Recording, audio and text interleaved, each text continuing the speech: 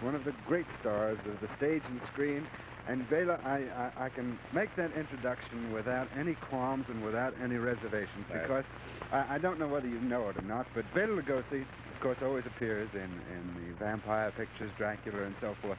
But among the trade, he is considered one of the finest actors ever to come out of Europe. And Come on.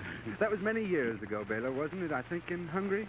Yes, in Hungary. But first of all, before I answer any question, Jack, let me tell you it's a very pleasant surprise coming back after 8 months from England to get such a wonderful break to be on the television and you interview me. And It's our pleasure to have you, believe me, because it's always wonderful meeting you, and we're not just throwing plaudits around here either.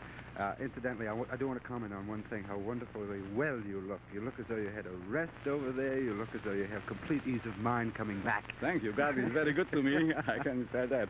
Now, you see, I'm 30 years here in America, and 8 months ago, I was called to come to England to revive the American version of Dracula. Doesn't Dracula ever end for you? No. Dracula never ends.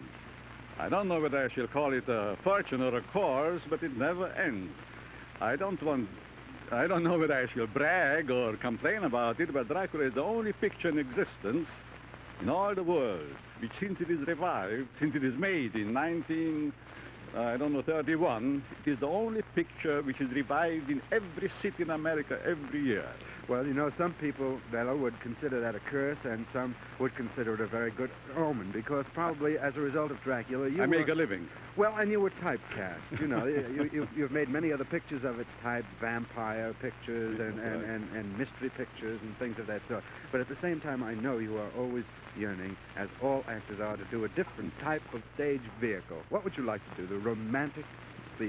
No, I would prefer to play comedy. You see, after I finished now playing a half a year Dracula on the stage, I was called to make a picture here in London called Vampire Over London. It was a horror part, but the situation was so funny that really it causes laughs, so I really enjoyed it. You know, Fred Allen wants to do Hamlet. Jack Benny wants to do Hamlet. Bela Lugosi wants to play the Cyrano de comedian. Bergerac. Cyrano de Bergerac. Sure. And you'd probably do very, very well at it. Tell us a little more about the picture that you made in England, Bela. What was the title of it? Vampire Over London. I played a scary part, and I was the cause to create comedy by scaring all the people around me.